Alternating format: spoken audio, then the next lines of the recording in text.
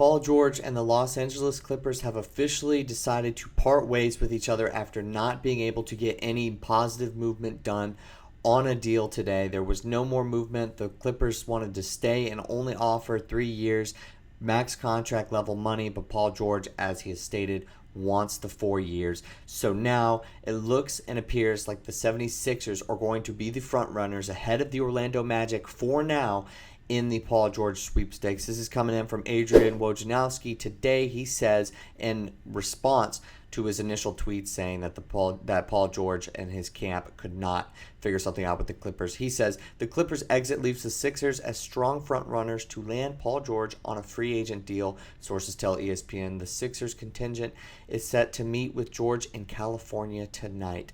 And then also mentioning how the Clippers only signed the 3-year deal at the very bottom there. So right now, it looks and appears like the Sixers would be the odds-on betting favorite to land Paul George. It seems like that is what most people had connected to mid-season, right around January. They said, look, they connected the two. They said Paul George and the 76ers look like the most logical option. They're in a win-now situation. He's going to be pairing with a superstar in Joel Embiid and a budding superstar, or at least a budding star, rather, in Tyrese Maxey. And he's going to go to a team with plenty of veterans, and it's just a match made in heaven, right? Because they have $50 million in cap space. They're one of the teams with the most cap, along with the Magic, in the NBA. So I think there was a lot of people that said, look, this is going to be the match that they're going to see. It's going to be Paul George and the Sixers. And it looks like that's going to come together. After the Warriors fell through, and after not being able to have a sign-in trade go through with the Clippers didn't want to deal Paul George to the Warriors. It seems as though that the options were limited very fast now. Seems like the Clippers are out, and he's still going to meet with the Magic, but it looks as though the 76ers are going to have that first crack at it, and they're certainly not going to want to let him leave that meeting without a handshake deal. So what does this mean for the Magic? Well, obviously the Orlando Magic right now are not in a bad spot. They're just not going to get Paul George and probably not going to get Klay Thompson. They recently just signed Kentavious Caldwell-Pope, and they have around $30 million in cap space as it currently stands. If they bring back some of the guys that had team options that were declined, or the guys who are unrestricted free agents or anything like that. Right now, it looks like Jalen Suggs is going to be the point guard of the future, and they're going to really, really try to invest, cherish their new investment in KCP at the shooting guard position, and then you have Paolo, Franz, and Wendell Carter. As long as Wendell Carter, because there's been interest from the Pelicans, as long as Wendell Carter stays on the Magic, which I think he will, that would be the starting 5. So right now, Paul George would not be a part of that. If there were to be some sort of interest in Paul George, I definitely think that that the team would not be able to bring back Fultz,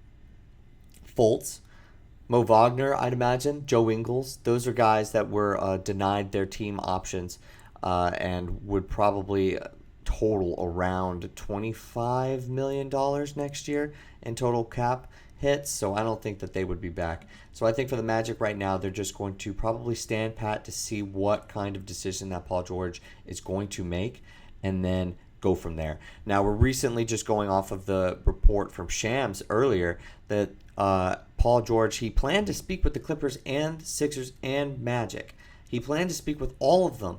And I'm guessing like this could be something that goes into midnight, into the wee hours of the morning. But his interest in the Magic has remained very strong, despite being like what most people would have said a distant third. So I still think he'll meet with them. But it's very interesting now because it looks like the Sixers are going to get that first shot at him, and it's going to be really, really difficult for the Paul George camp to stay strong in a sense and say no, not yet. But hey, they've done it so far, and they remained strong at the Clippers offer, which was only going to be 3 years. Now, one of the things I did also want to mention that he had said earlier on his podcast at the start of this was that he was looking for the right style of basketball. That's what he was chasing, and that's kind of what he wants wants to be a part of. And I think that that's really important to mention because, look, The Orlando Magic have been a team that he's been very impressed with, and they're a young team and they don't have a ton of injuries. So right now, when I'm looking at Paul George and the decision that he has to make, I'm very curious as to why he would want to put, and I think this should be the Magic's pitch. You don't want to just outright say, like, look, don't choose them, choose us. Just you try to focus on the choose us part. But if I'm Paul George, I'm very curious, or in his camp, why he would want to invest more time into an injury-prone superstar's career, if that makes sense. He's already almost sacrificed 4 years of his career with Kawhi Leonard, who has just not been reliable, has not been there in the playoffs. I don't know why he would want to then go to the Sixers with Joel Embiid having that same issue. I think at some point you're comparing the Magic and the Sixers without Paul George, and I think the Sixers win that. I think, when healthy, they're certainly a better team than the Magic are currently, as is right now. But I don't think that there's been enough comparisons league-wide from the media, people alike, that are saying, look, if Paul George were to join the Magic, this Magic team would have a legitimate big three, a all-defensive team point guard, and they believe that Jalen Suggs can be that point guard. Why wouldn't that team be the favorites to be the second best team in the Eastern Conference? And that could, potentially put you in the top 5 teams in the NBA. I think the Magic would immediately vault up to that level. So, and for the Sixers, I think they're right around where they would be now. I mean, sure, they would be the favorites to probably knock off the Celtics league-wide, but could you trust that come playoff time? Joel Embiid goes down again, or he only plays 4 out of a 6-game series. That could really hurt you, and then you're in the same position that you were with the Clippers.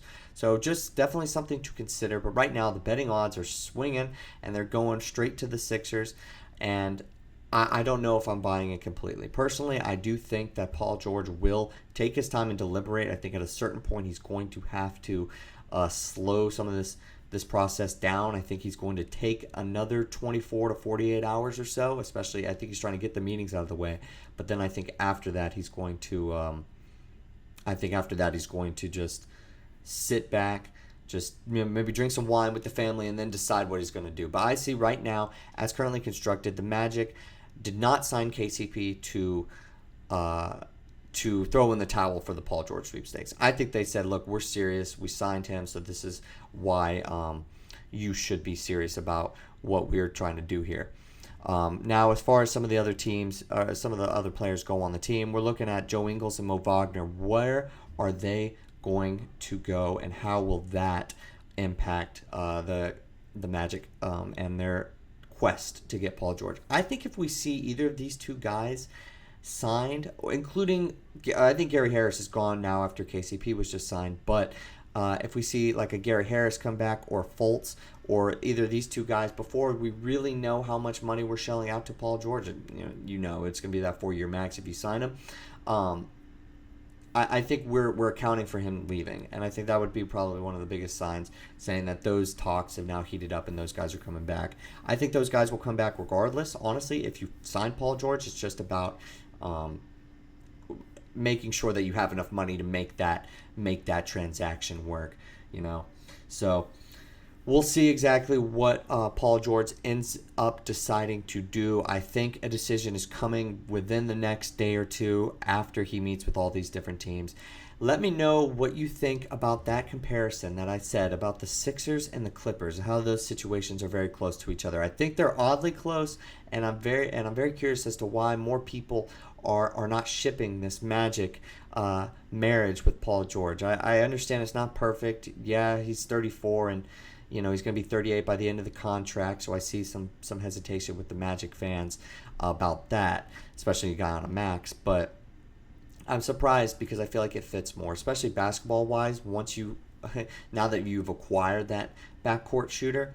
Just very curious as to why that isn't going to be the landing spot. I'm continuously monitoring the situation, and I think that slowly but surely Paul George will kind of realize, look, I think this situation in Orlando is going to be the best fit, especially to reignite his career. But we'll see what happens, because definitely could go either way now. I truly do believe that this is getting to be in toss-up territory rather than a Sixers frontrunner or either team in the league. But we'll see what happens, and I'll be back with more free agent news next time.